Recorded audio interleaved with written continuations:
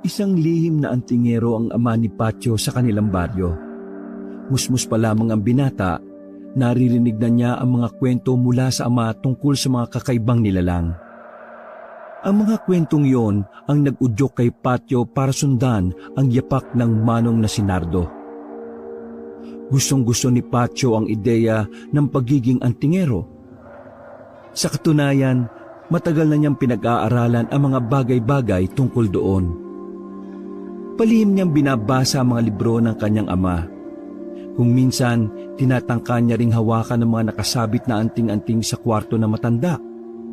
Pero madalas na hindi niya yon mahawakan dahil ang sabi ng kanyang ama, umaalma ang mga anting-anting kapag alam nilang hindi ikaw ang nagmamay-ari sa kanila. Naintindihan ni Patio yon dahil alam niyang parang may sariling buhay ang mga anting-anting. Yun ang mga bagay na pinagkakaloob sa iisang tao lamang. Wala nang ina si Patio. Namatay raw ang kanyang ina nang magkaroon niyo ng malalang sakit. Yun ang sabi sa kanya ng amang si Nardo. Namulat man sa walang inang pamilya, lumaki namang maayos si Patio.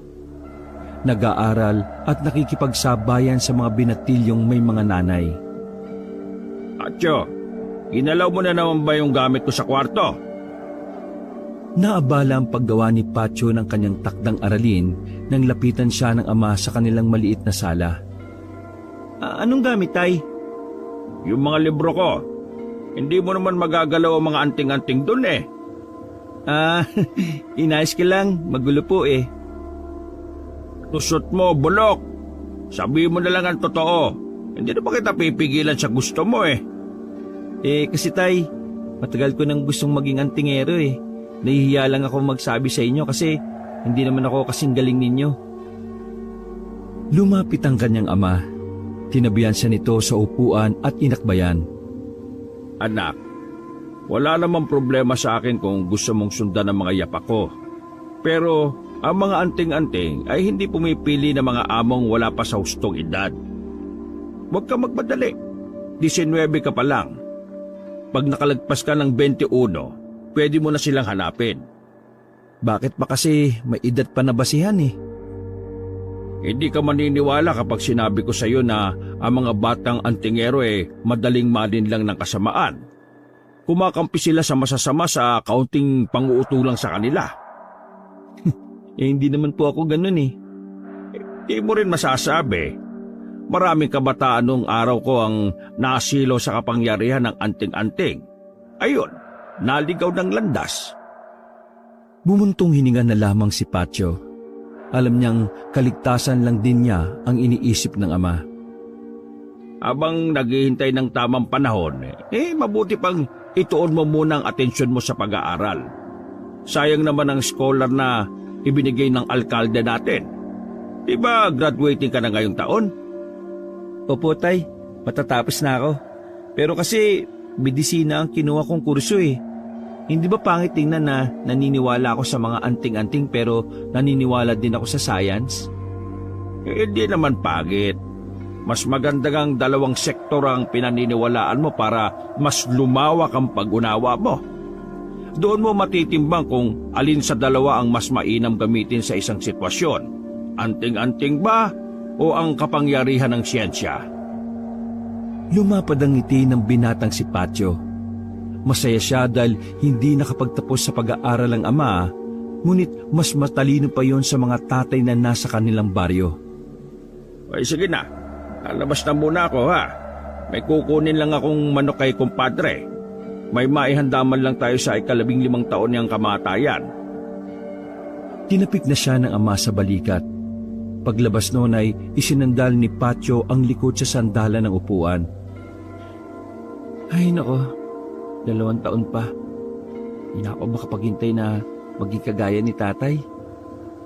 Ano kaya magandang nickname? Patyong Pogi. Patyong Supot. Huwag na nga lang. Matagal pa naman eh. Ginawa na lang muna ni Patio ang kanyang takdang aralin. Kinabukasan na rin kasi kaagad ang pasahan nun. Inabot na siya ng gabi. nagluluto na rin ang kanyang ama ng mga sandaling yon. Isang buong manok lang ang handa nila at mga kakanin na binili pa sa sentro ng bayan. Simple lang naman din kasi ang buhay nila. Hindi naman sila mayaman, pero kahit papaano, simentado ang bahay nila kahit isang palapag lang. Pagkatapos niyang gumawa ng takdang aralin ay humarap na silang dalawa ng ama sa altar. Nagtirik sila ng kandilang puti. Dinasalan nila ang larawan ng kanyang ina at pagkatapos ay nag-alay sila ng pagkain. Cecilia, malaki na ang anak mo. Pero huwag ka mag-alala. Inaalagaan ko siya ng mabuti. Nay, malapit na po ako makapagtapos. Lahat ng yun dahil sa inyo ni tatay. Mahal na mahal ko kayo, Nay. Bago pa kami magkaiyakan dito kami kakain na muna ha. Natawa na lang din si Patio. Masaya silang kumain ng ama nung gabing yon. Ang perpektong eksenang yon ang naglalarawan sa masayang samahan ng dalawa. Ang magandang imahe nila sa pagkainan bago mabalot ng lagim ang lahat. Dakong 9:00 ng gabi, daladala ni Patio ang isang plastik ng pagkain. Pinuntahan niya ang kanyang kaibigang si Tokek. Ang kaibigan niyang muntika ng ma-kick out sa school dahil nahuling ng boboso ng guro. Langyaan naman talaga Ano bang problema mo? Tawag ka ng tawag. Iritadong lumabas ng bahay ang lalaking si Tokek. Magulo pa ang buhok nito na parang kagigising lang o kababangon lang sa higaan. Bibigyan lang sana kita ng pagkain kasi death anniversary ni nanay. Pero parang masama yung timpla mo kaya uwi na lang muna ako. Oy! Eka, sandali. Sakto dating mo pre. Hindi pa kasi ako nakakain kaya masama ang mood ko Agad na inagaw ni Tokek ang pagkain at inalalayan si Patio na makapasok sa kanilang bakuran. Ito naman, matampuin. Pero kumusta ka naman? Ayos ka lang ba? Hindi ka naman malungkot? May konting lungkot pero siyempre, ayos lang naman ako. Ang mahalaga naman sa akin wala nang sakit at hirap na nararamdaman si nanay kung nasaan man siya ngayon. Ayos lang yan pre. Buti nga ikaw, may tatay kang responsable Tatay ko, walang kwenta. Uy, naan mo nga boses mo. Baka mamaya mabugbog ka na naman Pero, maiba tayo. Kumusta na nga pala yung pangarap mong maging antingero? May anting-anting ka na ba? Alam ni tatay ang tungkol doon. Ang sabi niya, kapag nag-21 raw ako, saka pa lang ako pwedeng makagamit ng anting-anting. Agoy! Di nga ka. Ano pa nga bang magagawa ko? Di sundin yung sinabi niya na huwag ako magmadali. Ay, sayang. Sayang? Bakit sayang? May paggagamitan ka sana ng anting-anting mo pre. Ha? Sino? Kanino? Sa ano? Atin lang muna ito May kaklase kami pre. Weirdong babae siya. Maganda. Kaso, di ko type Parang timang. Uy, makinig ka muna. Maganda nga siya, pero parang may kakaiba siyang pagkatao. Ang kumakalat sa room namin, aswang, yung pamilya na kaklase namin yun. Ano? Aswang?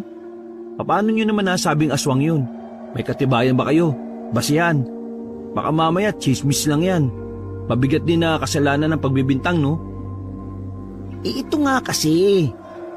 Napapansin kasi namin na tuwing makakakita siya ng rosary o krus sa school, hindi siya mapakali. Siya nga yata yung nagtanggal ng krus sa section namin Tapos, alam mo ba pre, biniro siya ng isa naming kaklase na si Raulo. Hinagisan niya ng bawang yung babae. Yung babae, parang nabaliw, namutla, iyak ng iyak. Ang sabi ng iba, baka allergic sa bawang. Pero ang sabi ng iba naman, baka aswang. Hindi ako kumbinsido sa mga ganyang detalye, no? Dapat maaktuhan nyo. Saan ba nakatira yung kaklase nyo na yan? Walang nakakaalam Binuntaan ng isa naming kaklase yung address na ibinigay niya sa school pero iba naman ang nakatira dun eh. Ako, medyo kay nahinala nga. Pero ikaw, mag-ingat ka ha. Kasi kung totoong aswang nga yun, baka madamay ka. Sa pagkakaalam ko, bababangis yung mga yan. Parang tao rin kung mag-isip, tuso at mapanlin lang. Kaya sana, kung may anting-anting ka na, may maasahan na ako. Hindi pa nga pwede kaya umasa ka na lang muna. Napalingon si Tukek nang marinig ang galit na boses ng kanyang ama. Uy, sige na pre, pasok na muna ako sa loob. Baka galit na naman yung batugan na yun. Nagmamadaling bumalik sa loob ng bahay ang binata. Si Pacho naman ay umuwi na lang din nung oras na yon. Kahit na papaano, nagkaroon ng espasyo sa utak niya ang mga sinabi ni Tukek. Aminado siyang interesado siya sa mga aswang. Sa dami na kasi ng nilalang na nakakalaban ng kanyang ama, aswang na lang ang hindi pa nababanggit ni Nardo kahit noong bata pa siya. Naghahasa ng itak ang kanyang ama na makauwi na siya sa kanila. Komportableng nakaupo naman si Nardo sa mahabang upuan habang seryoso sa ginagawa. Tinabihan niya ang ama at saka pasimpleng nagtanong. Tay, may aswang pa ba ngayon? Napatigil sa paghahasa ang manong at agad na nag-angat ng tingin kay Pacho. Bakit mo naman naitanong yan? Wala lang, kasi napansin ko lang mula nang bata pa ako, lagi mo lang nakukwento sa akin yung mga kapre, demonyo, multo, mangkukulam, mangbabarang, at kung ano-ano pang nilalang. Pero yung aswang, hindi ka nagbabanggit sa akin ng ganon. Sabihin mo nga tay, wala ka pa bang nakakalabang aswang? O hindi ka lang talaga nagkukwento sa akin ng ganon? Tumingin sa malayo ang manong at tinusok ang itak sa lupa. Ang totoo niyan may mga nakalaban akong aswang noon pero matagal na kasi silang wala eh. Kumbaga sa mga gamit, matagal na silang phase out. Ibig sabihin, malabong may aswang pa ngayon? Mismo. Ganun ba? Napaisip si Pacho na baka nagkakamali lang ng hinala si Tukek at ang ilan pa nilang kaklase. Dahil kung matagal nang wala ang mga aswang, malamang ay hindi rin aswang ang kaklase nila Tukek na babae. Bakit ba? Interesado ka rin ba sa kanila? Interesado naman ako sa lahat ng nilalang tay lalo na kung nakalaban mo na. Sa lahat ng nakalaban ko, sila ang pinakamahirap. Misa kasi, hindi mo malalaman kung tao ba sila o aswang Kahit ang pinakamagalingang antingero ng Luzon, nung araw natali ng aswang. Naisip ko lang, mas maganda siguro kung dalawa na tayong antingero tay. Kung gusto mo talaga maging antingero, dapat handa ka na sa mga nakakatakot na nilalang Tulad ng alin tay? Katulad na lang ng mga demonyo sa gubat. Tumango-tango ang binata. May napansin namang siyang sugat ng ama sa bandang kaliwang braso. Nakabenda kasi yon. Alam niya na kapag may benda ang ama, otomatikong may sugat sa loob nun. Oh, saan niyo nakuha yung sugat na yan, tay? Eto. Sa pasyente ko sa Burgos. Sinapian ng kapre. Ayun, nakadampot ng kutsilyo. Nahagip ako Pero daplis lang. Malayo sa bituka. Ayos lang naman ako. Linisin ko, tay. Di na kailangan. Antingero ko, Pacho. Matagal na oras bago ko tuluyang masaktan. Tinuro pa ng kanyang ama ang mga anting-anting na nakasabit sa leeg nito. Bukod pa roon ang mga anting-anting na nakasabit sa loob ng silid ng ama. Natapos ang usapang yon pero pakiramdam ni Pacho ay meron talagang hindi sinasabi ang kanyang ama. Kilala niya si Nardo. Hindi yun makatingin sa mata kapag nagsisinungaling. Kinabukasan ay maagang pumasok ng universidad ang binata. Nasa ika-4 na taon na siya sa kanyang kurso kaya naman todo ang kanyang pagsisikap. Nang nasa gate na siya ng kanilang paaralan, ay bigla siyang hinila ni Tokek. Iisa lang din kasi sila ng pinapasukan. Uy, kumakahila naman to, parang ginawa akong bata eh. Pre, ayun si Luisa. Siya yung sinasabi ko sa yung pinaghihinalaan naming aswang. Unang tingin pa lang ni Patio, may naramdaman na kagad siyang kakaiba. Hindi niya maipaliwanag ang bigla ang pagbigat ng kanyang pakiramdam. Lalo na nang napatingin sa direksyon nila ang babaeng si Luisa. O di ba pre? Ang scary, di ba? Sa puntong yon, unang beses lang sa probinsya nilang yon na may isang tao na talagang naging dahilan para tumayo ang balahibo ni Patio. Palagay niya may kakaiba sa babae. Pero hindi niya inisip na aswang yon dahil na rin sa sinabi ng kanyang ama. Ang sabi ni tatay matagal nang patay ang mga aswang. Wala na sila sa henerasyon natin. Ano? Hindi porke antingero papa mo Uy, bibig mo nga. Alam mo namang lihim lang yung pagiging antingero niya Buwang ka talaga. Ay, sorry. Inalis muna ni Patio sa isip ang kaklaseng babae nila Tokek. Itinoon na lang muna niya ang atensyon sa klase. Matapos ang isang subject, nagkaroon ng emergency meeting ang mga professor. Naiwan na naman sila sa silid na walang ginagawa. Kaya naman, naisipan na lamang ng binata na matulog. Kahit na maingay, nakaidlip si Patio. Nananaginip pa nga siya na nasa sementeryo na pala siya. Nasa kalagitnaan siya ng sementeryo at may mga boses siyang naririnig. Tila ba tinatawag siya ng mga kaluluwa na pumunta roon. May naririnig siyang salita. Isang salita na katunog ng burger. Nang magising siya, nasa gilid na niya si Tokek, may hawak na 2 burger habang ginigising siya. Burger! Uy! Burger! Gising! Yun na pala ang naririnig niya, pero hindi pa rin niya makakalimutan ng mga misteryosong boses. Malakas ang kutob niya na merong pahiwatig ang mga yon sa kanya. Ikaw na lang ang nandito. Mga kasama mo nasa kantin na. Break time na Pambihira, nakatulog pala ako. Tinanggap ni Patio ang isang burger at kinain. Akala niya libre pero bigla siyang siningil ni Tokek habang may nakakalokong ngiti. Mabilis na lumipas sa mga oras at uwian na naman. Paglabas ni Patio sa gate ay hinila na naman siya ni Tokek. Isa pang hila mo, hihilahin ko na yung junior mo, kainis ka. Sama ka sa akin. Oh, saan na naman ba? Sundan natin si Luisa. Buwang ka ba talaga? Gusto mo maireklamo tayo? Hindi naman tayo magpapakiti. Aalamin lang natin kung saan siya nakatira para malaman natin kung talaga bang aswang siya o hindi. Ang kulit mo naman. Tara na! Ayun na siya Wala nang nagawa si Patio ng pwersahan na siyang hilahin ng kaibigan. Sinakyan na lamang din niya ang trip nito. Sinundan nila ng palihim ang dalaga. Habang tumatagal, paunti ng paunti ang tao sa kalsada. Hanggang sa dumating na nga ang puntong sila na lamang ang naglalakad doon. Tignan mo, nakakatakot na sa daan na to. Matataas ang puno tapos yung magkabilang gilid gubat na kapag pinasok mo. Wala rin pose ng ilaw. Tapos walang gaanong dumadaan. Kung iisipin mo, bakit siya dadaan dito? At parang ang lakas-lakas ng loob niya.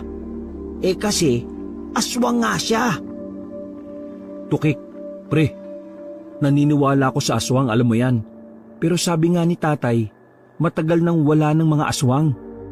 Paano nga kung yun lang ang akala niya? Paano nga kung mali ka rin? Wala namang mawawala. Mawawala tayo, buwang. Pwede tayong makulong sa ginagawa natin pagsunod sa babae na yan Baka isipin yan, manyakis tayo. Naku ba, makisakay ka na lang. Huwag kang basag trip. Biglang lumingon sa likuran ng babaeng si Luisa. Dali-daling gumilid ang dalawa at nagtago sa halamanan. Mabilis ang tibok ng puso ng dalawa. Para silang aatakihin. Yan na nga ba sinasabi ko Halos 1 minuto silang nagtatago doon. Nang magkaroon na ng lakas ng loob, ay sumilip na sila. Wala na ang babae sa kinaroroonan nito. Buong akala nila ay lumiko na ang babae sa kaliwang daan. Dali! Nasa kaliwa na yun! Naku naman talaga, mapapahamak tayo nito eh. Ako ba ang sinusundan niyo? Nagulat ang dalawa nang marinig ang tinig ng babae sa kanilang likuran. Nanlalaki ang mata nitong nilingon si Luisa. Kalmado lang ang dalaga, pero tila kakaiba ang ngiti nito sa kanilang dalawa. Mukhang may gusto yata kayong sabihin sa akin. Ha? Anong sinusundan ka namin? Hello? Sino ka ba? Bakit ka namin susundan? Yun nga rin ang gusto ko malaman eh. Bakit niyo ako sinusundan? Miss, hindi ka namin sinusundan. Ang totoo niyan, iisa lang naman kasi tayo ng direksyon ng pupuntahan eh. Nahiya lang kaming lumapit sa iyo kasi baka isipin mo na masamang tao kami, lalo na sa ganitong lugar. Hindi naman bago na may mga masasamang loob dito. Kung pamilyar ka sa mga nangyayari dito, marami na kasing napapahamak dito eh, karamihan babae. Tsaka, buti nga nasa likod mo kami. Para kung may mga ano sa'yo, may makakakita, di ba? Ganun ba? E di, hindi niyo pala talaga ako sinusundan? Ang kulit mo naman, hindi nga. Ilang beses ka bang inirin ng nanay mo? Sige, umauna na kami kasi mukhang hindi ka komportable eh. Bye. Nagmadali ngang maglakad ang dalawa kahit hindi nila alam kung saan ba talaga ang kanilang punta. Yung lakad nila ay para na rin silang tumatakbo. Nang makarating na sila sa sakayan ng mga mini jeep, agad silang sumakay pabalik. Hindi rin naman kasi doon ang direksyon nila pauwi. Di ba? Sinabi ko naman sa'yo, hindi tao yung babaeng yon. Kita mo naman bigla na lang napunta sa likuran natin. Hindi nga gawain ng isang normal na tao yun. Pero hindi rin naman aswang yun. Ang sabi nga ni tatay, nako, puro kasabi ni tatay. Dibdiban ko yan si Tito eh. Aswang nga yun. Yang si tatay mo baka may hindi yan sinasabi Sandaling natahimik ang binatang si Patio. Sa mga nangyari sa kanila, parang unti-unti na siyang naniniwala kay Tukek. Pero may maliit pa rin na parte ng kanyang utak ang nagsasabing wala na rin talaga ang mga aswang. Nakauwi naman ng maayos ang magkaibigan. Halata ang pagiging tulala ni Patio nang nakaupo na siya sa hagdanan ng kanilang bahay sa tapat. Habang lumalgok ng kape, tumatakbo sa utak niya ang mga nangyayari. Ang babaeng si Luisa, ang kaisipan na baka nagsisinungaling sa kanya ang ama. Hoy, malalim yata iniisip mo Baka malunod ka. Hindi naman, tay. Ngumiti na lang siya ng mapait. Alam niyang hindi yun ang tamang pagkakataon para pag-usapan ng mga bagay na gusto niyang malaman. Napansin na naman niya na parang may sugat na naman si Nardo. Pero hindi yun nakabenda kaya halatang halata. Napapaisip man kung saan na naman nakuha ng ama yon, minabuti na lamang niyang isang tabi ang pagtatanong. Masyadong magulo ang kanyang isipan sa mga pagkakataon na yon. Nang matulog si Patio ng oras na yon, wala rin naman kasi siyang takdang aralin na gagawin. Mahimbing na sana ang pagtulog ni Patio pero bigla na namang lumitaw ang eksena sa sementeryo. Naririnig na naman niya ang mga boses at sa pagkakataong yon, wala na siyang naririnig na burger. Tangi mga tinig ng mga kaluluwa na parang nakikiusap sa kanya. Nagising si Patio, pawis na pawis, pero maluwag naman ang kanyang paghinga. Dahil sa sunod-sunod na pagpapahiwatig ng sementeryo, lakas loob siyang lumabas ng bahay at nagtungo roon. Sobrang tahimik na ng paligid. Flashlight lamang ang dala niya at kutsilyo, na mukhang pupurul-purul pa. Walang katao-tao ron. Wala na rin ang gwardiya doon sa di malamang dahilan. Pumasok siya sa sementeryo. Doon din nakalibing ang kanyang iba, kaya kabisado niya ang mga daan. Pilit niyang inaalala kung saan sa parte ng sementeryo ang nakikita niya sa panaginip. Nang makarating na siya sa kalagitnaan, nakakaramdam na siya ng kakaibang lamig. Humawak siya sa magkabilang braso niya. Parang nagsisisi na siya na pumunta roon na mag-isa. Mga ilang sandali lang, narinig niya ang misteryosong boses. Iho, ikaw ang makakatulong sa amin. Sino yan? Lintik! Lintik ka rin. Kinakausap kita na maayos eh. Aray! Bigla na lang may humila ng buhok ni Pacho. Dahil doon ay mas lalo siyang natakot. Pero hindi niya rin maintindihan kung bakit parang hindi niya magawang tumakbo. Para bang humina ang kanyang tuhod sa mga sandaling yun. Ikaw ang napili ng mga kaluluwa, kaya ikaw ang nararapat para sa... Anong napili? Uy! Ayoko pang mamatay! Hindi pa ako tapos. Wisit na tao to, oh. Humangin ng malakas kaya kinilabutan lalo si Pacho. Para hindi na makasabat pa ang binata, ay binilisan na lamang ng boses na yon ang kanyang pagsasalita. Ikaw ang pinili ng mga kaluluwa para maging amo ng isang anting-anting. Ikaw ang magiging antingero na papaslang sa mga aswang na pumaslang din sa amin. Ikaw ang magiging susi para tuluyan na kaming makakyat sa itaas. Ngayong gabi, tanggapin mo ang anting-anting na may basbas na mga kaluluwang hindi matahimik. Nagulat si Pacho nang biglang bumukas ang isang nicho. Sa loob noon ay nagkaroon ng kaunting liwanag. Mas lalo siyang nawindang nang lumabas doon ang nakaigang kalansay na. Pusang gala! Anong nangyayari? Pangkayan ng isang namatay na antingero. Pumitas ka ng isang ipin sa kanya. At ang iyong mapipitas ang magiging anting-anting mo na maaari mong magamit laban sa mga aswang. Sino ka ba? Bakit ka ba naguutos? Nabura na ang takot sa dibdib ni Pacho at napalitan na yon ng inis. Ang dami mong sinasabi. Bilisan mo na. Bago pa ako sumanib sa iyo para ako mismo ang gagawa ng inuutos ko. Sa takot ay nagmamadaling lumapit si Pacho sa kalansay na nakalabas ng bahagya mula sa nicho. Pikit mata na lamang niyang pinitas ang ipin ng bangkay na yon. Inamoy niya pa saglit at napadura na lang siya dahil sa baho. Hindi yata nag-toothbrush to bago namatay eh. Ang ipin na yan ang magsisilbi mong anting-anting. Po? Totoo ba? Paano ko ito magagamit? Gagawin mo siyang kwintas. Kapag suot mo yan, magkakaroon ka ng pambihirang tapang. Talas na kaisipan, bilis sa pagkilos at higit sa lahat, proteksyon sa sakit o karahasan na maaring gawin ng mga aswang. Pero bago yon, kailangan mo munang isagawa ang ritual. Bumalik ka sa mismong lugar na ito kapag bumuhos na ang unang ulan ng buwan na ito.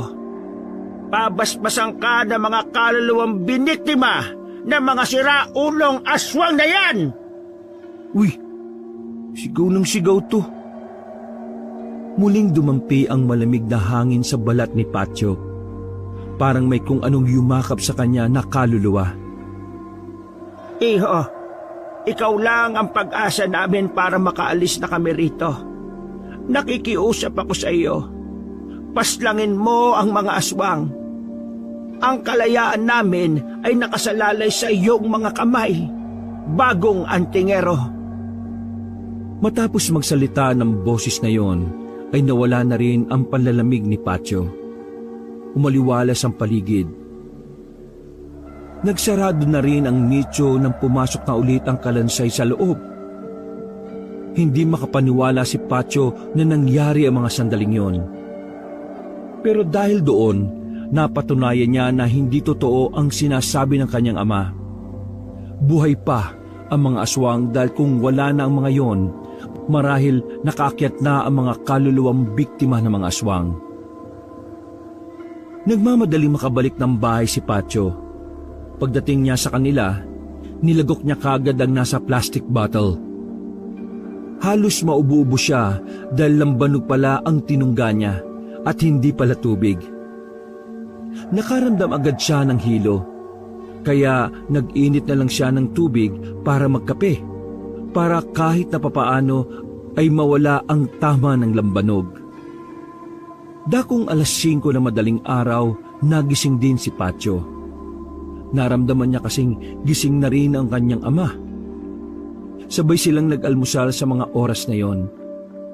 Palagi kasi ni Patyo, yun na rin ang tamang oras para kumpirmahin kung totoo nga bang may nakukuhang anting-anting galing sa mga kaluluwa ng patay. Tay, may tanong lang ho ako.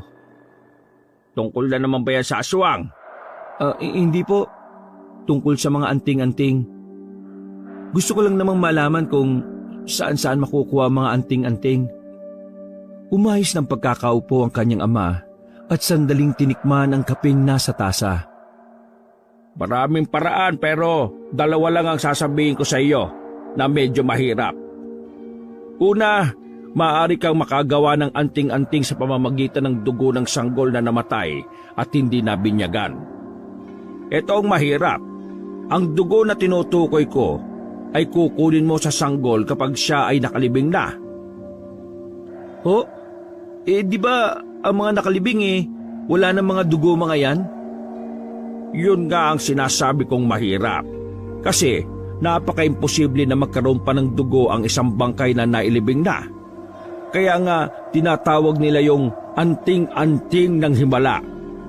Malakas na ang anting-anting na yon dahil ang paniniwala nila may basbasyo ng Diyos ng kamatayan. Ano naman yung isa pa? Ang anting-anting na nakukuha naman mula sa kaluluwa sa sementeryo.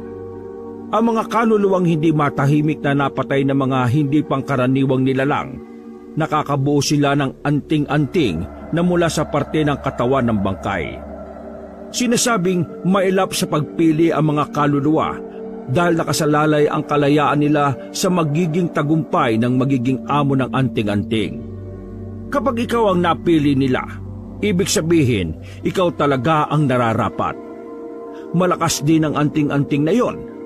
Dahil ang paniniwala naming mga antingero, ang anting-anting na binigay nila ay may basbas mula sa kabilang buhay.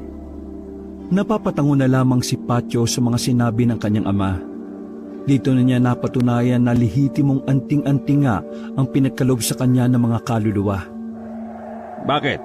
Gusto mo bang makuha yung dalawang yon? Umiling-iling si Patyo habang nakangiti. Siya nga pala tay, baka gabihin ako ng uwi mamaya May kailangan lang akong asikasuhin tungkol sa isang project namin. Bakit? Bagsak ka ba? Paano naman ako babagsak matalino ko kagaya nyo. Mana ka sa akin siyempre. Inakbayan na lamang ni Nardo si Patyo. Habang si Patyo naman ay palihim na hawak sa bulsa ang ngipin ng bangkay na tinuturing niyang kwintas. Nang sumapit na ang umaga, umalis na rin siya sa bahay para pumasok. Nakasabit na sa leeg niya ang kwintas na merong ngipin. Wala pa namang nararamdaman na kakaiba si Patyo. Kaya naman naging maganda ang takbo ng araw ng binata. Pansamantala niyang nakalimutan ang mga bagay na tungkol sa aswang. Nakafocus si Patyo sa kanyang pag-aaral. Tila ba perpektong araw na sana yon para sa kanya.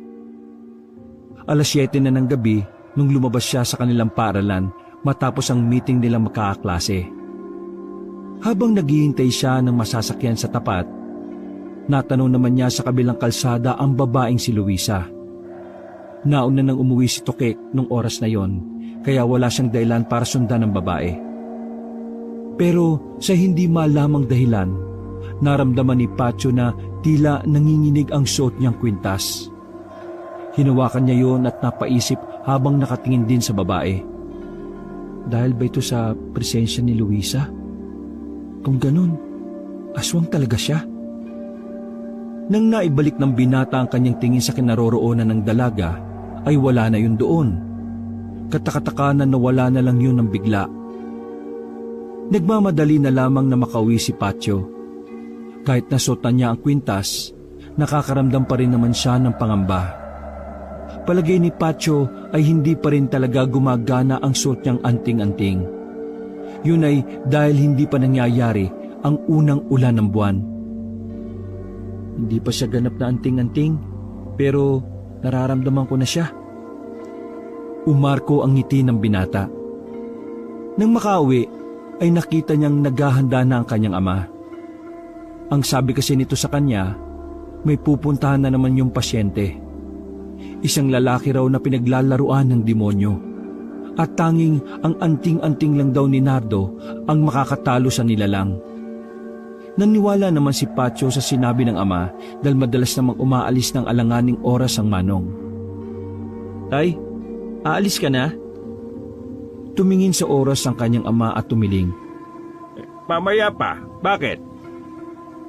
Wala lang, gusto ko lang sabihin na mag-ingat kayo. Pagkatapos nilang kumain, bigla na lang umulan ng malakas. Naalala ni Pacho ang sinabi sa kanya ng misteryosong boses ng ginang. Nagmamadali siyang nagpaalam sa ama. Nagdahilan na lamang siya na maliligo sa ulan. Tumakbo si Pacho papunta sa sementeryo. Pinuntahan niya ang mismong lugar na pinagkunan niya ng anting-anting. Mga ilang sandali lang, kahit napakalakas ng ulan, ay klarong-klaro sa kanya ang tinig ng misteryosong boses. Nagbalik ka! Kailangan ko ang anting-anting. May nakita kong aswang eh. Sigurado ko na aswang talaga siya. Kaya sige na, tulungan niyo ako maging ganap na anting-anting na to. Natatay ka na ba? Huwag kang magmadali. Napatago sa likuran ng nicho ang binata nang biglang kumulog ng malakas. Sunod-sunod na kidlat din ang nangyari. Nakaramdam ng takot si Pacho dahil baka matamaan siya. Pero maya-maya lang ay narinig na niya ulit ang mga boses ng kaluluwa. Ilang sandali lang ay naramdaman niya ang kakaibang init sa kanyang kwintas. Parang napaso na rin ang balat niya kahit na basang-basa na ang kanyang katawan. Makakalayas ka na! Ha? Iyon na po yun? Biglang kumidlat ng malakas kaya napatakbo na lamang si Pacho paalis. Palabas na sana siya ng sementeryo nang makita niya ang amang si Nardo na kapapasok lang. May dalang parang espada ang kanyang ama. Iba ang aura ng manong noon ng mga sandaling yon. Kaya naman agad na nagtago si Pacho. Lihim niyang sinundan si Nardo. Walang kamalay-malay ang kanyang ama na nasa likuran siya. Hanggang sa makarating na sila sa kagubatan. Hindi alam ni Pacho ang lugar na yon. Yun ang unang pagkakataon na nakarating siya roon. Anong ginagawa rito ni tatay sa ganito kalakas na ulan? Isang malaking palaisipan para sa binata ang ginagawa ng kanyang ama. Sa porma pa ni Nardo ay parang meron itong kalaban. Kaya naman nakaramdam na ng hindi maganda si Pacho. Para sa kanya ay tama lang na nakasunod siya sa kanyang tatay. Mga ilang sandali pa, tumigil si Nardo sa kalagitnaan ng gubat. Madilim sa lugar na yon, pero sa tulong ng anting-anting na suot ni Pacho, nagagawa niyang maaninagan ng bahagya ang paligid. Nagulat na lang si Pacho nang biglang may dumating na kung anong mabilis na nilalang. Kita niyang hinagupit ng kanyang ama ang nilalang na yon. Tinamaan ni Nardo ang hinihinala ni Pacho na aswang. Nang bumagsak ang aswang, pinagtatataga pa yon ni Nardo. Pero hindi pa pala roon nagtatapos ang lahat. May mga nagdatingan rin na 3 aswang. Na tulad nung una, mabilis ding kumilos yun. Dahil sa madilim na kinalalagyan nila, nahirapan si Nardo. Tinamaan ng mga kalmot ang manong hanggang sa mapaatras na ito. Pero lumalaban pa rin yun kahit na sobrang alanganin. Nang mapansin ni Pacho na maaaring ikamatay na ng kanyang ama ang sandaling yon, hindi na siya nagdalawang isip pa. Tumakbo siya palapit doon at dinampot ang nabitiwang espada ni Nardo. Tila ba may kung anong enerhiya ang dumaloy sa katawan ng binata. para din itong isang bihasa pagdating sa paghawak ng espada. Nagawa nitong tamaan ng 3 aswang kahit na madilim sa kinalalagyan nila. Bagay na ikinagulat naman ni Nardo. Sugatan ng 3 aswang kaya napilitan na lamang ang mga yun na umalis.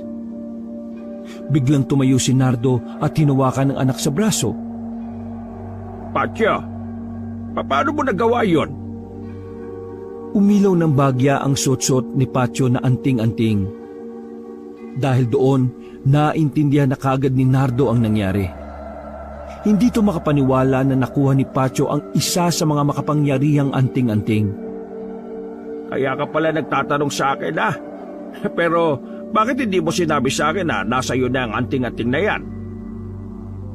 Bago sagutin ni Patyo ang tanong na yon, ay mabilis na silang umalis. Naganap sila ng masisilungan. May mga sugat ka, Tay? Ayos lang ako. Hindi naman ito malalim Ngayon, sabihin mo sa akin, kailan mo pa nakuha yan? Noong nakaraang gabi lang po, dahil sa paulit-ulit na panaginip na nasa sementeryo ko. Pumunta ako ron.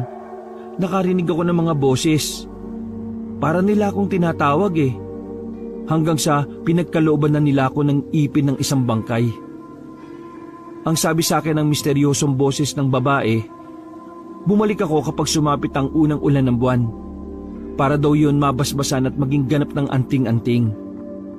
At ito na nga ako ngayon. Suot ko na ito at hindi ko akalain, Tay, na ganito pala kaganda ang anting-anting na ito. Hindi ko rin nakalain na pipiliin ka nila kahit wala ka pa sa hustong gulang. Tay, sabi ng mga kaluluwa, pinatay sila ng mga aswang Taliwas yun sa sinasabi mong wala ng aswang sa henerasyon na ito. At yung nangyari kanina, hindi ba aswang yun? Kaya sabi mo na sa akin, Tay, bakit ka kailangan magsinungaling? Huminga ng malalim ang Manong. Kahit nakatagilid ay ramdam ni Patyo na malungkot ang mukha ng kanyang ama.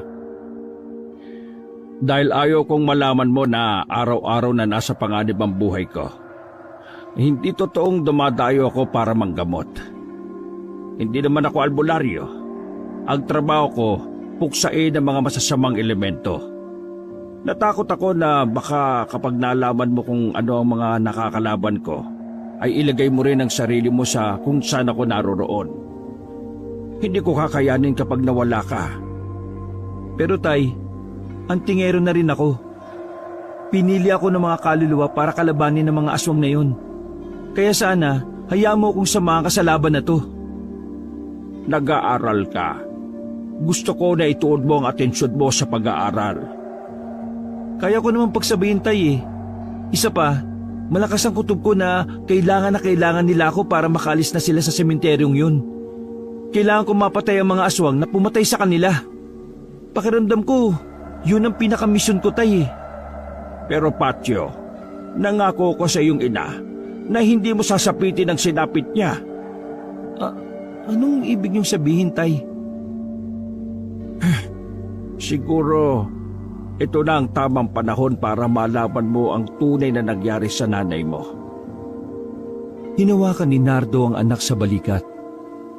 Patyo, anak, hindi totoong namatay ang nanay mo dahil sa sakit. Namatay siya noon nang sumalakay ang mga aswang. Wala ko sa tabi niya noon. Inabutan ko na lang siyang duguan. Sinabi niya sa akin na huwag kong ipalam sa iyo ang nangyari. Dahil alam niya na mababalot lang sa galit ang puso mo habang lumalaki ka. Tumulo ang luha ni Patyo ng mga sandaling yon. Sa kabilang banda, nabuhay ang matinding galit niya para sa mga aswang.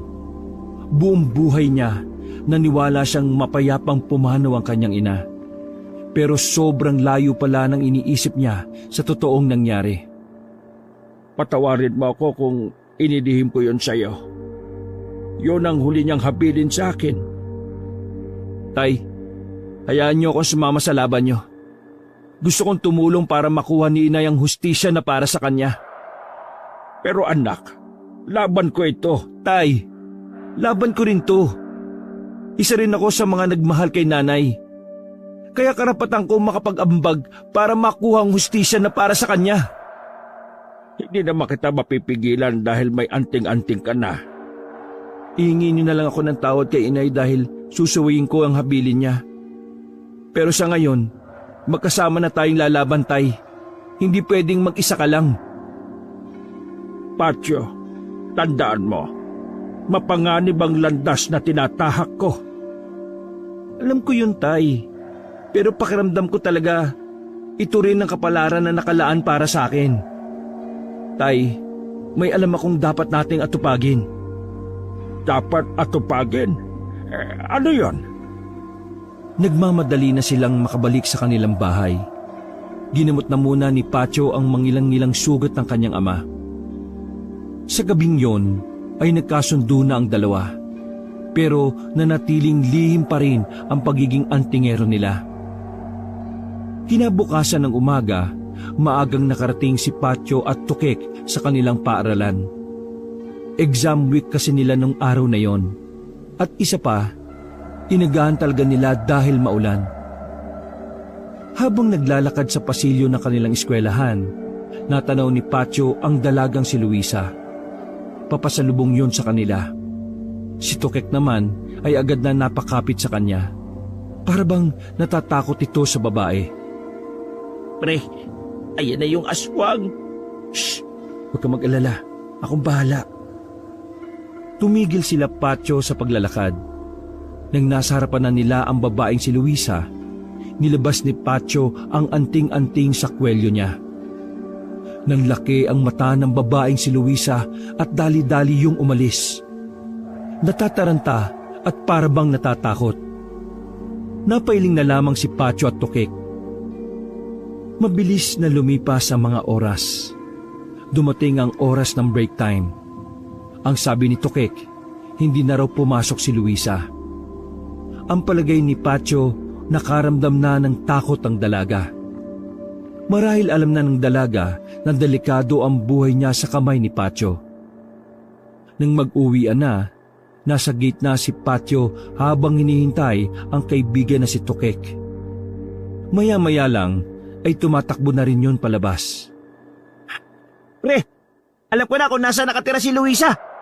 Sinabi na sa akin nung dating nanliligaw sa kanya na kaklase rin namin. Saan? Gusto ko malaman.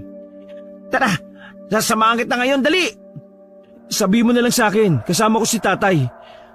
Bakit? Tutugisin niyo na ba sila? Oo. Isasama ako. Wala kang gagawin doon, baka mapahama ka pa. Hindi ko ituturo sa inyo kung hindi niyo ako isasama. Ay nakaw, sira ulo. O sige na, ituro mo na sa amin ni tatay para kami nang bahalang umalma kung aswang ba talaga siya o hindi. Tuwang-tuwa ang lalaking si Tukek. Pag-uwi ni Patyo ay isinama na niya si Tukek sa kanilang bahay. Nakahanda na rin si Nardo noong mga sandaling yon.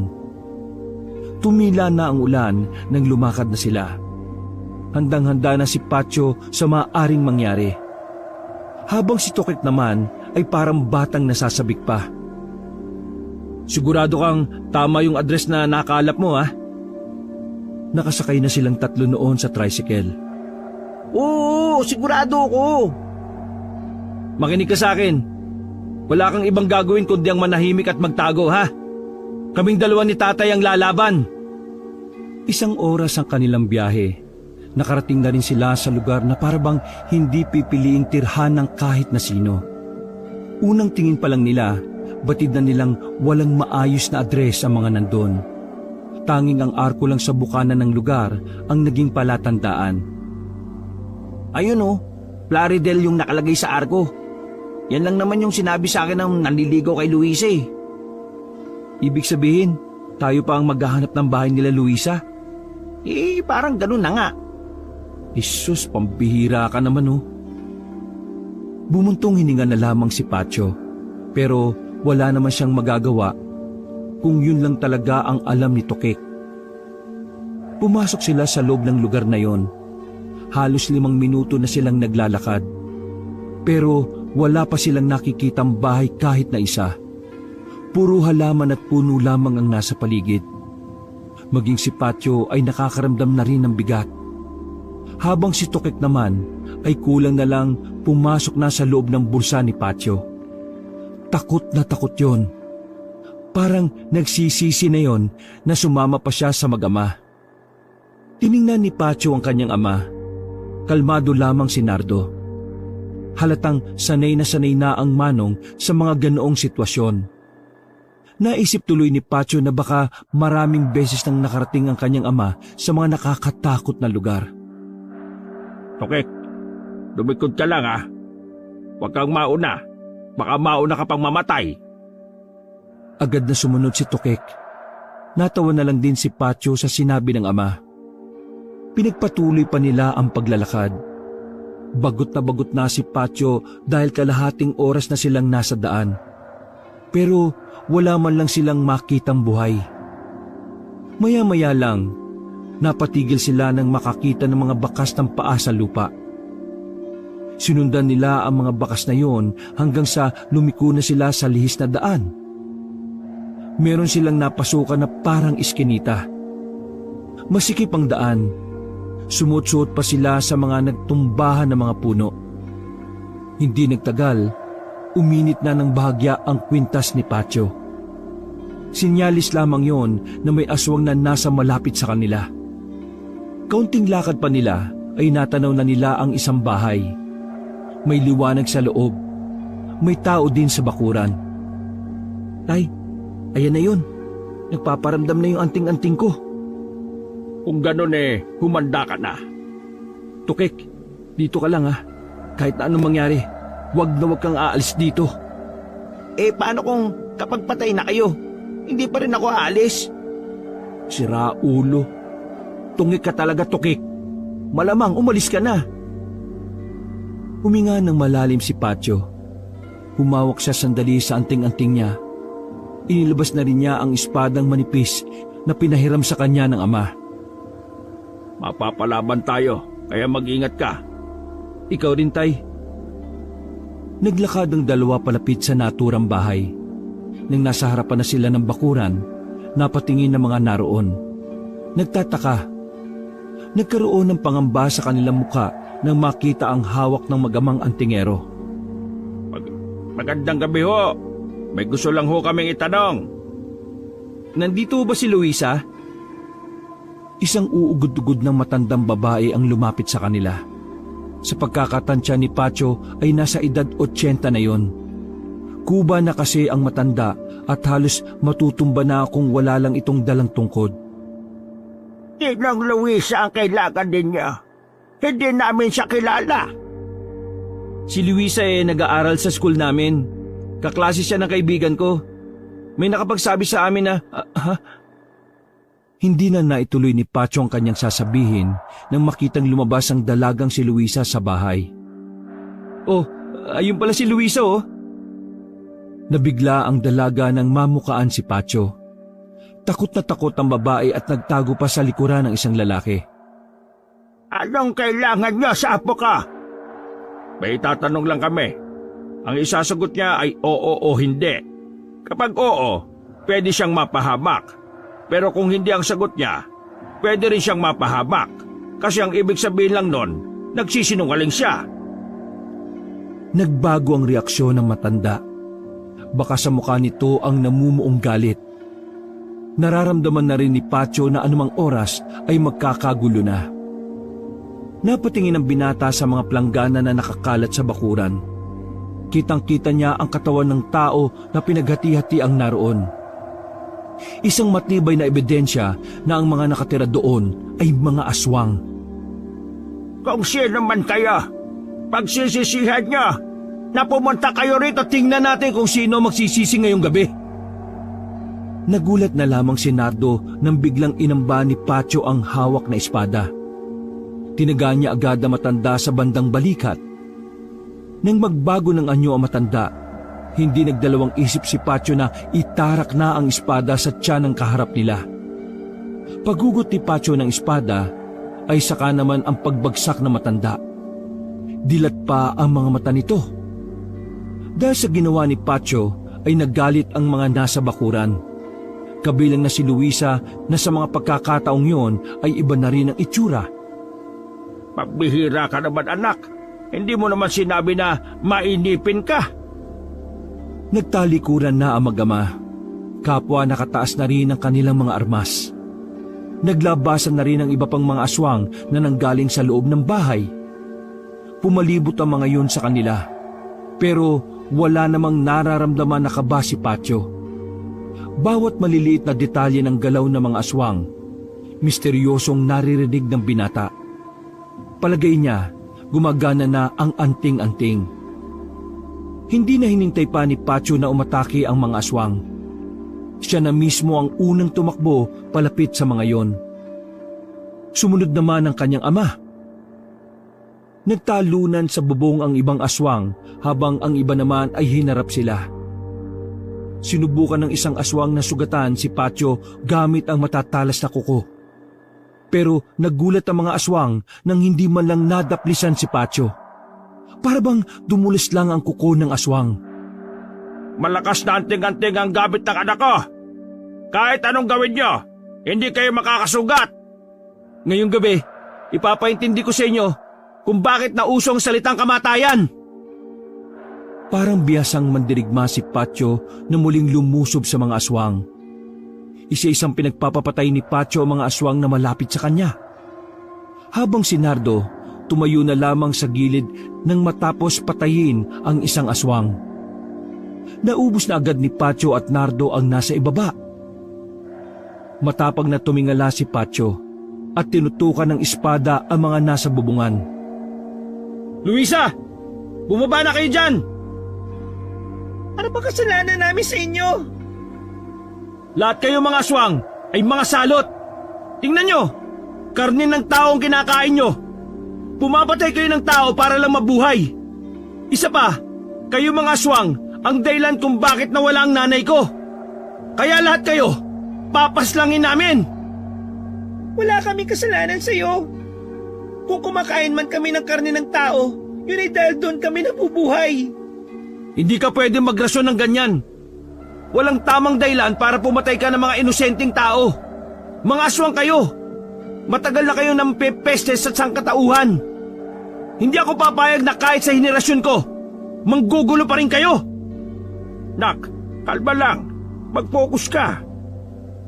Tumangon na lamang si Patyo sa kanyang ama. Alam kong kilala nyo supremo ng mga aswang.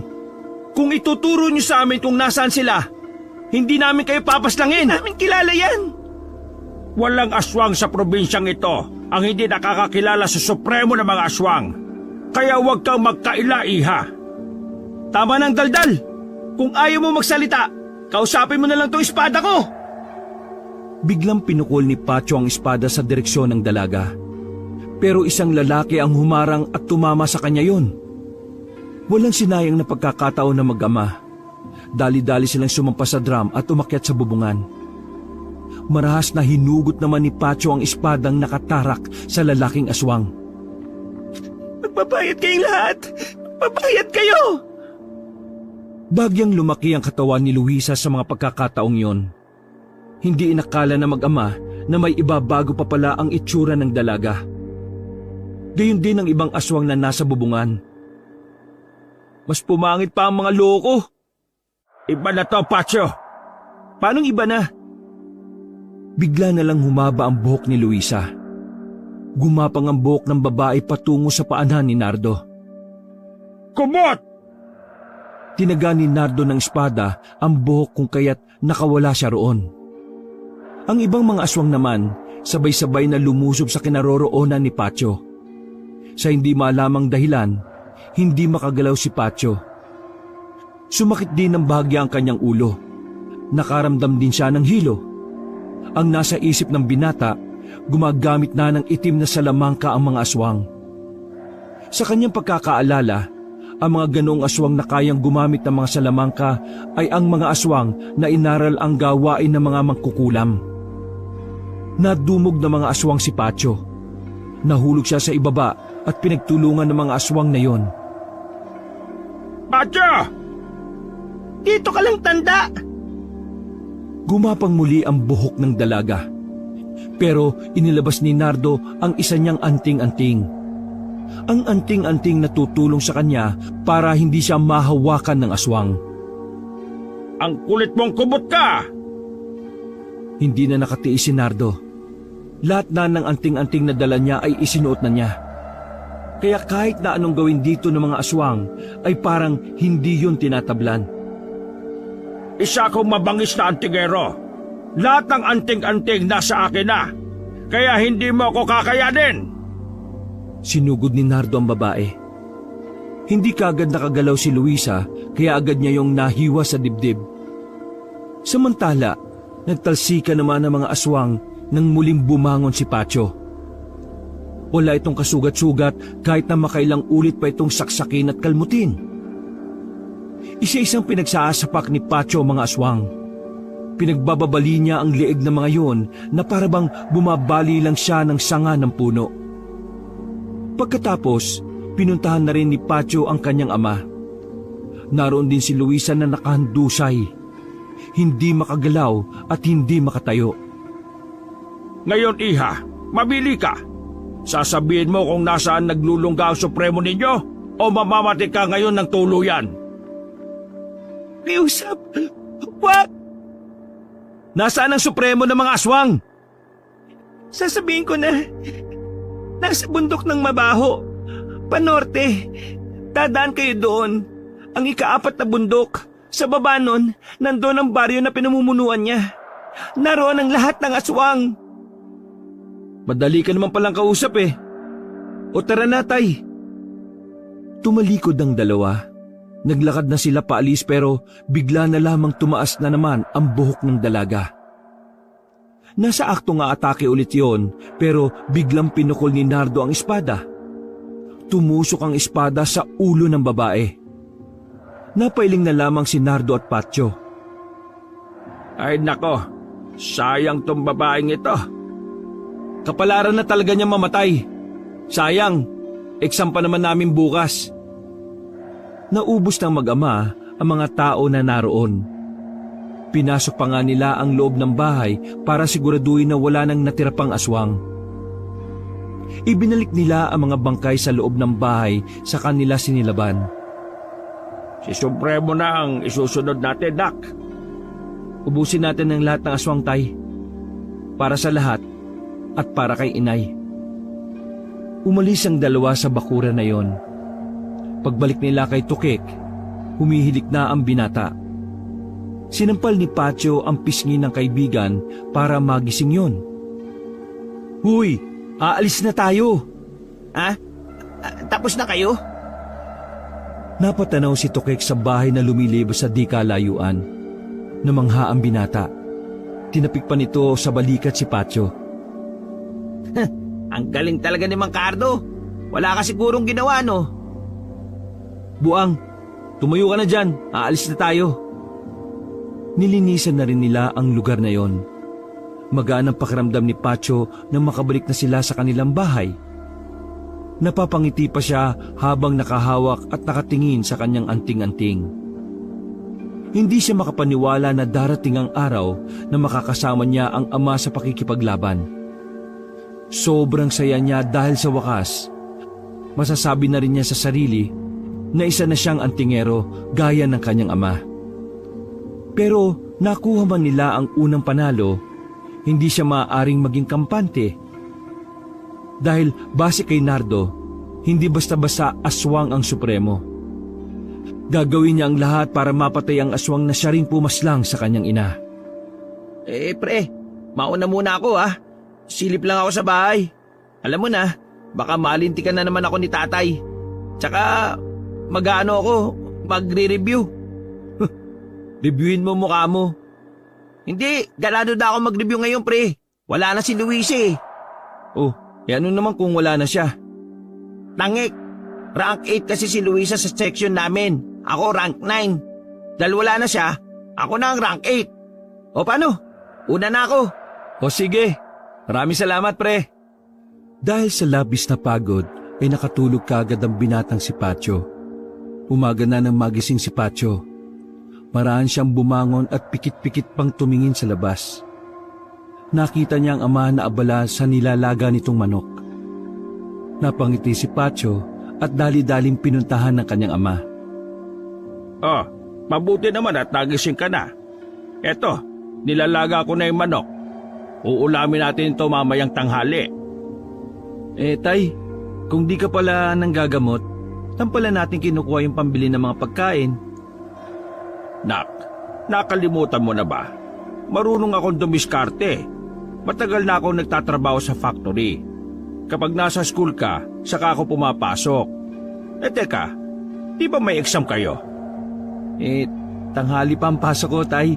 Nag-iiba-iba kasi ang oras ng pasok namin depende sa subject ng exam eh. Akala ko hindi ka na nakakapasok eh. Habang pinagmamasdan ni Pacho ang kanyang ama, lihim niyang hiniling na sana hindi na mawala sa kanya ang ama. Na sana habang buhay na silang magkasama. At higit sa lahat, hiniling niya na sana ay palagi lang silang masaya. Sumapit ang tanghali. Naganda na rin si Pacho para sa kanyang pagpasok. Naluto na rin ang ulam na manok. Sabay nilang pinagsaluhan ng ama ang pagkain. Punong-puno ng saya ang sandaling yon. Pakiramdam nga ni Pacho ay may kakaiba sa oras na yon dahil parang napaka-perpekto ng lahat. Na parang wala silang iniisip na panganib na sobrang saya nilang nag-uusap. O paano, Tay? Mauna na ako ha. Mauna ka na. Nako, bata ka pa. Natawa na lamang si Pacho sa birong iyon ng kanyang ama. Umapir pa siya kay Nardo bago siya umalis. Paglabas ng bakuran, kumaway naman ang manong na si Nardo. Nakaguhit ang malapad ng ngiti sa mukha nito. Masigla si Pacho na naglalakad patungo sa sakayan ng mini jeep. Marami siyang nakakasalubong noong tanghaling yon. Sa kanyang paglalakad, isang matandang lalaki ang kumausap sa kanya. Maayos ang itsura ng matanda. Unang tingin pa lang, masasabi na agad ni Pacho na may kaya sa buhay ang matanda. Puti ang buhok ng matanda at ganun din ang bigote at balbas nito. Maayos ang suot na parang dadalo sa isang kasal. Ang tungkod naman nito ay kulay ginto. Sa palagay ni Pacho, nasa edad 80 na rin yon. Iho, maaari ba ako magtanong? Huminto ang binata at kinausap na maayos sa matanda. Pwede naman po. Ano po bang itatanong ninyo? Saan ba rito ang baryo ng Miguel? Nasa loob na po kayo ng baryo ng Miguel, Lolo. Ay, ganun ba? Meron kasi akong pupuntahan na kaibigan. Ang sabi lang sa akin malapit daw sa barangay hall ang bahay niya. Malapit na ba ako roon? Pumasok po kayo sa kantong yon. Diretso lang po at matatanaw niyo na kagad yung barangay. Ay, nako, maraming salamat, iho. Buti na lang at sinagot mo ako. Karamihan sa napagtatanungan ko di ako sinasagot Iniisip kasi nila na mayaman ako kaya iniiwasan ako. Diyos ko, may kaya lang naman ako sa buhay, pero hindi pa ako mayaman. Pero maraming salamat, iho ha. Ang swerte ng tatay mo dahil may anak siyang magalang at hindi suplado. Sana mas mahaba pa kayong magkasama ng tatay mo. Paano? Tutuloy na ako. Sandali, saan nga ulit? Sa pangalawang kanto po, pasok kayo. Tapos, diretso lang. Malapad ang ngiti ng matanda na magpaalam na yon sa kanya. Sandaling napailing si Pacho. Para kasing may naramdaman siyang hindi niya mapaliwanag. Agad niyang hinawakan ang kanyang anting-anting. Hindi naman yun umiinit. Wala yung kahit na anong sinyalis man lang na masama. Dahil doon, nasiguro ni Pacho na normal na tao lang yung matanda. Iniisip niya lang na baka dala lang ng mga nangyari kaya nagiging tamang hinala na siya palagi. Hindi na lamang niya yun pinansin. Sumakay na rin siya sa mini jeep at saka bumiyahe patungong eskwelahan. Ganado si Pacho nung araw na yon. Sa sobrang saya niya, ay nagawa niyang sagutan ng lahat ng dapat sagutan sa exam. Partida, hindi siya nagbabasa-basa. Malakas ang hinala ni Pacho na dahil din sa anting-anting kaya parang nadagdagan ng kanyang katalinuhan. Mabilis na natapos ang kanilang exam. Gabi na nang makalabas ang binata sa kanilang paaralan. Sa hindi malamang dahilan, bigla na lamang kinabahan ng binata. Kaya sa halip na kakain pa sana siya sa malapit na lugawan, mas pinili na lamang niyang umuwi. Mabilis lang ang biyahe kaya nakarating siya kagad sa kanilang baryo. Habang naglalakad, palakas ng palakas ang kanyang kaba. Mas lalo pang binilisan ni Pacho ang kanyang mga hakbang. Hindi kalaunan, nasa tapat na siya ng kanilang bahay. Pinagmasdan niya ng maigi ang bakuran. Wala namang kahina-hinala doon. Nakaayos naman ang mga gamit sa labas. Maging ang lutuan nila ay walang nagulo. Pero hindi pa rin nawawala sa dibdib niya ang kaba. Kaya naman nagmamadali na siyang pumasok. Laking gulat ni Pacho nang tumambad sa kanyang mga mata ang kanyang ama na duguan. Nakasandal sa kanilang dingding at may dugong lumalabas sa bibig. Parang gumuho ang mundo ni Pacho sa mga sandaling yon. Tay, anong nangyari sa'yo? Sino may gawa nito sa'yo? Ang Supremo, anak. Pinuntahan niya ako. Malakas siya. Hindi tumatalab sa kanya ang lahat ng anting-anting na gamit ko. Iba na siya. Hindi na siya gaya ng dati na pangkaraniwang aswang lang. May lason na ang mga kuko niya, anak. Hindi na ako magtatagal. Wag ka magsalita ng ganyan, tay. Dadali kita sa ospital. Anak, tumakas ka na. Hindi natin siya kaya. Ayaw kong mapahamak ka. Nakikiusap ako. Hindi. Pagbabayarin ko siya sa ginawa niya sa'yo. Hindi na ako magtatagal, anak. Tatandaan mo palagi na mahal kita. Masaya akong naging antingero ka. Masaya akong naging anak kita. Sobrang proud ako sa iyo, anak. Hanggang sa kabilang buhay, ikaw pa rin ang pipiliin kong maging anak.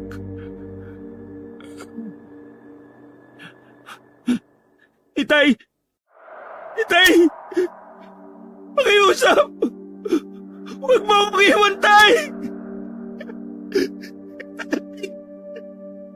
Tuluyan nang nag-unahan ng mga luha ni Pacho nang makitang bumitaw na ang kamay ng ama sa kanyang pagkakahawak. Sa sandaling yon, mag-isa na lamang nalalaban si Pacho.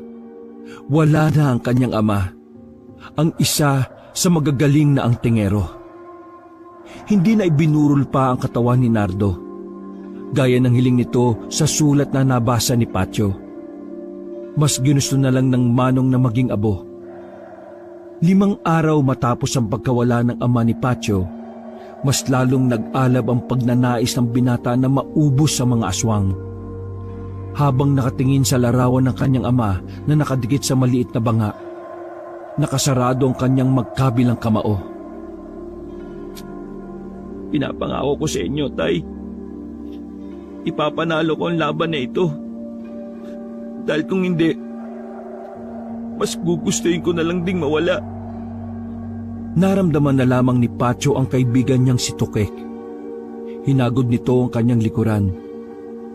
Kahit na paano, gumagaan ang pakiramdam niya dahil kasama pa rin niya si Tukek. Hanggang sa mga sandaling yon. Mas makakabuti siguro kung huwag ka na munang pumasok para makapagpahinga ka. Pahinga? Hindi ako magpapahinga. Pupuntahan ko ang mga aswang at uubusin ko silang lahat. Lalo na matandang yun, ang supremong yun. Nagkiskisa ng mga bagang ni Pacho nang maalala matandang nagtanong ng direksyon sa kanya. Hindi niya maiwasang hindi magalit. Kung alam lang niya na ang matandang yun pala ang supremo ng mga aswang, pinaslang na sana niya kagad yun bago pa makarating sa ama niya. Kinagabihan, Hinanda ng lahat ni Pacho ang kanyang mga kagamitan. Nagdala siya ng pana at maraming palaso na nakasabit sa kanyang likuran. Sinukbit niya rin doon ang espada na huling ginamit ng kanyang amang si Nardo. At ang pinakamahalaga sa lahat ay ang kanyang anting-anting na bigay ng mga kaluluwa sa sementeryo. Bumuntong hininga si Pacho. Sandali siyang nagdasal na sana maging maayos ang lahat para sa kanya. Pagdilat ng kanyang mga mata, narinig na naman niya ang misteryosong boses ng ginang. Kahit na anong mangyari, huwag kang mawawalan ng tiwala sa anting-anting. Ang anting-anting na nasa iyo ay mas lalong lumalakas kapag nararamdaman ito na pinagkakatiwalaan mo siya. Hindi na nagulat si Pacho sa tinig na yon. Hindi na rin siya sumagot. Tumango na lamang siya bilang tugon. Pacho! Pare! Saan ka pupunta? Huwag mo sabihin! Hingal na lumapit si Tukek sa kanya mula sa labas. Pupunta ka mag-isa at haharap ka sa mga aswang na yon? Lalo na doon sa Supremo na yon? Oo, huwag ka na sumama. Ayaw kong pati ikaw ay mawala pa sa akin. Pero huwag ka na makulit. Pakiusap, makinig ka na lang sa akin. Naglakad na si Pacho paalis. Hindi na rin naman sumunod sa kanya ang binatang si Tukek. Walang nararamdamang takot ang binata. Kahit na mag-isa lamang siya, damang-daman niya ang nag-uumapaw na tapang sa kanyang kalooban.